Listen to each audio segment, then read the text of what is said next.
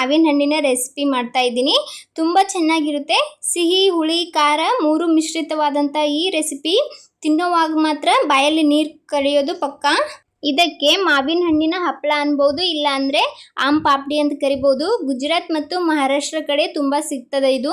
ಇದನ್ನು ಆ ಕಡೆ ಆಮ್ ಪಾಪಡಿ ಅಂತಲೇ ಕರೀತಾರೆ. ಇದನ್ನು ಮಾಡಲಿಕ್ಕೆ ಜಾಸ್ತಿ ಇಂಗ್ರೀಡಿಯೆಂಟ್ಸ್ ಕೂಡ ಬೇಕಾಗಿಲ್ಲ. ಕಚ್ಚಾ ಮ್ಯಾಂಗೋ ಹಣ್ಣಿದ್ರೆ ಸಾಕು, ಬೇಗನೆ ಮಾಡ್ಕೊಳ್ಬೋದು. ತಡ ಮಾಡೋದು ಬೇಡ, ಹೇಗೆ ಮಾಡೋದಂತ ಹೇಳಿ ನೋಡೋಣ. ಅದಕ್ಕಿಂತ ಮುಂಚೆ ಯಾರೆಲ್ಲ ನನ್ನ ಚಾನಲ್ಗೆ ಸಬ್ಸ್ಕ್ರೈಬ್ ಆಗಿಲ್ಲ, ದಯವಿಟ್ಟು ಚಾನೆಲ್ನ ಒಮ್ಮೆ ಸಬ್ಸ್ಕ್ರೈಬ್ ಮಾಡ್ಕೊಂಡು ಬನ್ನಿ. ಇವಾಗ ಹೇಗೆ ಮಾಡೋದಂತ ಹೇಳಿ ನೋಡೋಣ.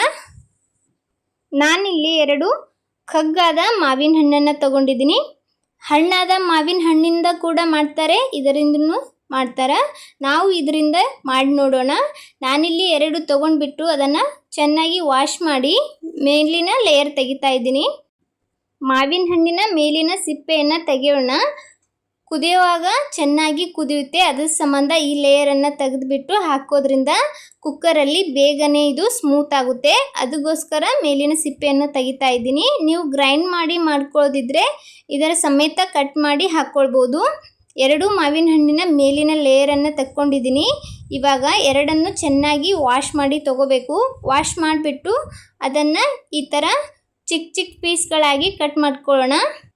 ಈ ಥರ ಚಿಕ್ಕ ಚಿಕ್ಕ ಪೀಸ್ಗಳಾಗಿ ಮಾಡಿಕೊಂಡು ಕುಕ್ಕರಲ್ಲಿ ಹಾಕೋದ್ರಿಂದ ಬೇಗನೆ ಇದು ಕುದಿಯುತ್ತೆ. ಪ್ಯೂರಿ ಕೂಡ ಚೆನ್ನಾಗಿ ಸ್ಮೂತಾಗಿ ಬರುತ್ತೆ. ಅದಕ್ಕೋಸ್ಕರ ಅದನ್ನು ಚೆನ್ನಾಗಿ ಚಿಕ್ಕ ಚಿಕ್ಕ ಪೀಸ್ಗಳಾಗಿ ಕಟ್ ಮಾಡಿ ಸೇರಿಸ್ಕೊಳ್ಳೋದು ಒಳ್ಳೆಯದು. ಇವಾಗ 2 ಮ್ಯಾಂಗೋನ ಇದೇ ಥರ ನಾನು ಕಟ್ ಮಾಡ್ಕೊಂಡಿದ್ದೀನಿ. ನಡುವಿನ ಬೀಜವನ್ನು ತೆಗೆದು ಎಲ್ಲನೂ ಚಿಕ್ಕ ಚಿಕ್ಕ ಪೀಸ್ಗಳಾಗಿ ಕಟ್ ಮಾಡ್ಕೊಂಡಿದ್ದೀನಿ.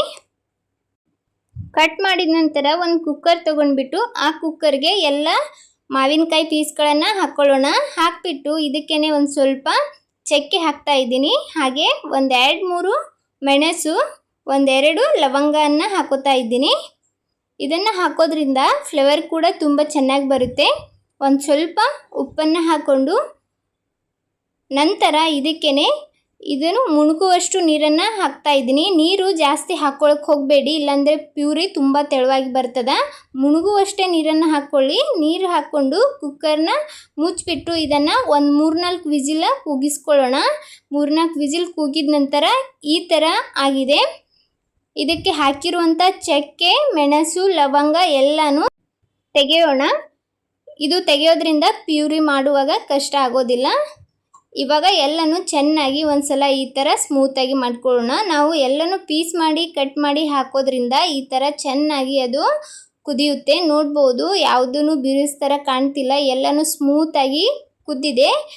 ಈ ಥರ ಸ್ಮೂತಾಗಿ ಕುದಿಯೋದ್ರಿಂದ ಪ್ಯೂರಿ ಮಾಡುವಾಗ ನಮಗೆ ಕಷ್ಟ ಆಗಲ್ಲ. ನಾನಿಲ್ಲಿ ಒಂದು ಚಾಣಿ ತೊಗೊಂಡಿದ್ದೀನಿ. ಆ ಚಾಣಿ ಒಳಗೆ ಎಲ್ಲ ಪ್ಯೂರಿನೂ ಹಾಕೋತಾ ಇದ್ದೀನಿ. ಅದನ್ನು ಈ ಥರ ಸೋಸ್ಕೊಳ್ಳೋಣ. ಹೀಗೆ ಸೋಸ್ಕೊಳ್ಳೋದ್ರಿಂದ ಅದರೊಳಗಿರುವಂಥ ಗುಂಜು ಎಲ್ಲನೂ ಕಡಿಗಾಗುತ್ತದೆ. ಅದ್ರ ಸಂಬಂಧ ಅದನ್ನು ಸೋಸ್ಕೋಬೇಕಾಗ್ತದೆ.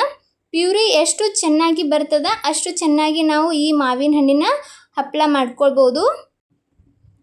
ಪ್ಯೂರಿ ಒಟ್ಟಾಗಿ ಪ್ಲೇನಾಗಿ ಇರಬೇಕು.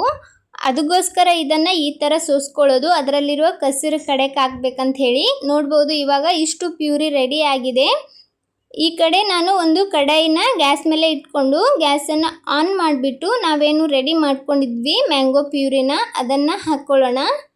ನೋಡ್ಬೋದು, ಮ್ಯಾಂಗೋ ಕಲರ್ ಕೂಡ ಚೇಂಜ್ ಆಗಿದೆ. ನಾನು ತೊಗೊಂಡಿದ್ದು ಕಗ್ಗು ಮಾವಿನ ಹಣ್ಣು.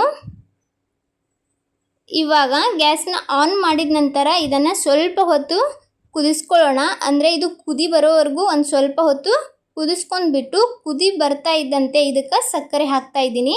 ನಾನಿಲ್ಲಿ ಅರ್ಧ ಕಪ್ನಷ್ಟು ಸಕ್ಕರೆ ಹಾಕ್ಕೊಂಡಿದ್ದೀನಿ. ಮ್ಯಾಂಗೋ ಹಣ್ಣಿನ ರುಚಿ ನೋಡಿಕೊಂಡು ಸಕ್ಕರೆ ಹಾಕ್ಕೊಳ್ಳಿ. ಮಾವಿನ ಹಣ್ಣು ಸ್ವಲ್ಪ ರುಚಿಯಾಗಿದ್ದರೆ ಕಡಿಮೆ ಸಕ್ಕರೆ ಹಾಕ್ಕೊಳ್ಳಿ. ಮಾವಿನ ಹಣ್ಣು ಸ್ವಲ್ಪ ಹುಳಿಯಾಗಿದ್ದರೆ ಜಾಸ್ತಿ ಸಕ್ಕರೆಯನ್ನು ಹಾಕ್ಕೊಳ್ಬೋದು.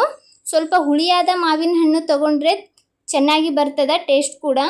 ಇವಾಗ ಸಕ್ಕರೆ ಹಾಕಿದ ನಂತರ ಸಕ್ಕರೆ ಕರಗಬೇಕು, ಅಲ್ಲಿಯವರೆಗೂ ಚೆನ್ನಾಗಿ ಇದನ್ನು ಮಿಕ್ಸ್ ಮಾಡ್ಕೊಳ್ಳೋಣ. ನೋಡ್ಬೋದು, ಸಕ್ಕರೆ ಹಾಕಿದ ತಕ್ಷಣ ಎಷ್ಟು ತೆಳುವಾಗಿ ಬಂದದ.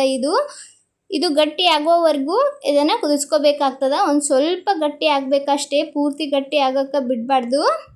ಇವಾಗ ಸ್ವಲ್ಪ ಗಟ್ಟಿ ಆಗ್ತಾ ಇದೆ. ಈ ಟೈಮ್ದಾಗ ನಾನು ಇನ್ನೊಂದು ಸ್ವಲ್ಪ ಉಪ್ಪನ್ನು ಸೇರಿಸ್ತಾ ಇದ್ದೀನಿ. ನನಗೆ ಉಪ್ಪು ಕಡಿಮೆ ಅನ್ನಿಸ್ತು, ಅದಕ್ಕೋಸ್ಕರ ಒಂದು ಸ್ವಲ್ಪ ಉಪ್ಪನ್ನು ಹಾಕ್ಕೊಂಡಿದ್ದೀನಿ. ನಾನಿಲ್ಲಿ ಒಂದು ಸ್ವಲ್ಪ ಬ್ಲ್ಯಾಕ್ ಸಾಲ್ಟನ್ನು ಸೇರಿಸ್ತಾ ಇದ್ದೀನಿ. ಫ್ಲೇವರ್ ಕೂಡ ಚೆನ್ನಾಗಿ ಬರ್ತದೆ, ರುಚಿನೂ ಕೂಡ ಚೆನ್ನಾಗಿರ್ತದೆ. ಅದಕ್ಕೋಸ್ಕರ ಸ್ವಲ್ಪ ಬ್ಲ್ಯಾಕ್ ಸಾಲ್ಟ್ ಹಾಕ್ಕೊಂಡಿದ್ದೀನಿ. ಇದು ಆಪ್ಷನಲ್ಲ, ಇದ್ದರೆ ಹಾಕ್ಕೊಳ್ಳಿ, ಇಲ್ಲ ಅಂದರೆ ನಡೆಯುತ್ತೆ. 1 ಚಮಚದಷ್ಟು ಚಿಲ್ಲಿ ಫ್ಲೇಕ್ಸನ್ನು ಹಾಕ್ಕೊಂಡಿದ್ದೀನಿ. ಇದು ಕೂಡ ಆಪ್ಷನಲ್ಲ, ಇಷ್ಟಪಡೋರು ಹಾಕ್ಕೊಳ್ಬೋದು. ಇದನ್ನು ಹಾಕ್ತಾ ಇದ್ರೂ ಸಹ ನಡೆಯುತ್ತೆ. ಇದೆಲ್ಲ ಹಾಕಿಬಿಟ್ಟು ಒಮ್ಮೆ ಚೆನ್ನಾಗಿ ಮಿಕ್ಸ್ ಮಾಡ್ಕೊಳ್ಳೋಣ. ನೋಡ್ಬೋದು ಇವಾಗ ಆಲ್ರೆಡಿ ಇದು ರೆಡಿಯಾಗಿದೆ. ಈ ಕಡೆ ನಾನು ಒಂದು ಪ್ಲೇಟ್ಗೆ ಸ್ವಲ್ಪ ತುಪ್ಪನ ಹಾಕಿ ಚೆನ್ನಾಗಿ ಗ್ರೀಸ್ ಮಾಡ್ಕೊಂಡಿದ್ದೀನಿ. ರೆಡಿ ಆಗಿರುವಂತಹ ಮ್ಯಾಂಗೋ ಪ್ಯೂರಿನ ಇದಕ್ಕೆ ಹಾಕ್ಕೊಂಡ್ಬಿಟ್ಟು ಅದನ್ನು ಚೆನ್ನಾಗಿ ಈ ಥರ ತೆಳುವಾಗಿ ಮಾಡ್ಕೊಳ್ಬೇಕು. ಒಂದು ಚಮಚ ಸಹಾಯದಿಂದ ನಾನಿಲ್ಲಿ ಮಾಡ್ತಾ ಇದ್ದೀನಿ. ಆದಷ್ಟು ಇದನ್ನು ಹಾಕಿದ ತಕ್ಷಣವೇ ಈ ಥರ ತೆಳುವಾಗಿ ಮಾಡ್ಕೊಳ್ಳಿ, ಇಲ್ಲ ಅಂದರೆ ಅದು ಗಟ್ಟಿ ಆಗಿಬಿಡುತ್ತೆ. ಹಾಕಿದ ತಕ್ಷಣ ಗಾಳಿಗೆ ಈ ಥರ ಸ್ವಲ್ಪ ಬಡಿಯೋದ್ರಿಂದ ಅದು ಎಲ್ಲ ಕಡೆ ಚೆನ್ನಾಗಿ ಹರಡುತ್ತೆ. ನೋಡ್ಬೋದು ನಾನು ಈ ಥರ ತೆಳುವಾಗಿ ಹಾಕ್ಕೊಂಡಿದ್ದೀನಿ. ಈ ಕಡೆ ಇನ್ನೊಂದು ಪ್ಲೇಟಿಗೂ ಸಹ ಒಂದು ಸ್ವಲ್ಪ ತುಪ್ಪನ ಒರೆಸ್ಬಿಟ್ಟು ಉಳಿದಿರುವಂಥ ಎಲ್ಲ ಮಾವಿನ ಹಣ್ಣಿನ ಈ ಪ್ಯೂರಿಯನ್ನು ಹಾಕ್ಕೊಂಡಿದ್ದೀನಿ. ಎಲ್ಲ ಪ್ಯೂರಿನ ಹಾಕ್ಕೊಂಡು ಇದನ್ನು ಒಂದು ಸ್ವಲ್ಪ ದಪ್ಪನೆ ಲೇಯರಾಗಿ ಮಾಡ್ಕೋತಾ ಇದ್ದೀನಿ. ಉಳಿದಿರುವಂಥ ಎಲ್ಲ ಪೋರ್ಷನ್ ಹಾಕ್ಕೊಂಡಿದ್ದೀನಿ, ಅದಕ್ಕೋಸ್ಕರ ಒಂದು ಸ್ವಲ್ಪ ಇದನ್ನು ದಪ್ಪವಾಗಿ ಮಾಡ್ಕೋತಾ ಇದ್ದೀನಿ. ಇದನ್ನು ಸಹ ಈ ಥರ ಸ್ವಲ್ಪ ಬಡ್ಕೊಳ್ಳೋಣ, ಎಲ್ಲ ಕಡೆ ಚೆನ್ನಾಗಿ ಸ್ಪ್ರೆಡ್ ಆಗುತ್ತೆ. ಅದಕ್ಕೋಸ್ಕರ ನೀವು ಬೇಕಾದರೆ ಸ್ವಲ್ಪ ತೆಳುವಾಗಿನೂ ಹಾಕ್ಕೊಳ್ಬೋದು. ನಾನು ಒಂದು ತೆಳುವಾಗಿ ಹಾಕ್ಕೊಂಡಿದ್ದೀನಿ, ದಪ್ಪವಾಗಿ ಹಾಕ್ಕೊಂಡಿದ್ದೀನಿ. ಇದನ್ನು 2 ದಿನಗಳ ಕಾಲ ಫ್ಯಾನ್ ಕೆಳಗಡೆ ಆರ್ಲಿಕ್ಕೆ ಇಡೋಣ. ನಾನು 2 ದಿನ ಇದನ್ನು ಫ್ಯಾನ್ ಕೆಳಗಡೆ ಆರ್ಲಿಕ್ಕೆ ಬಿಟ್ಟಿದ್ದೆ. ಇವಾಗ ಅದನ್ನು ತೆಗಿತಾ ಇದ್ದೀನಿ. ಎಷ್ಟು ನೀಟಾಗಿ ಅದು ಏಳ್ತಿದೆ ನೋಡ್ಬೋದು. ಒಂದು ಸ್ವಲ್ಪನೂ ಅಂಟಿಲ್ಲ, ಯಾಕಂದರೆ ನಾವು ತುಪ್ಪನ ಕೆಳಗಡೆ ಹಚ್ಚಿದ್ವಿ. ನೋಡಿ ಎಷ್ಟು ತಿನ್ನಾಗಿ ಬಂದಿದೆ ಅಂಥೇಳಿ, ಲೇಯರ ಎಷ್ಟು ತೆಳುವಾಗಿದೆ ಅಂತ.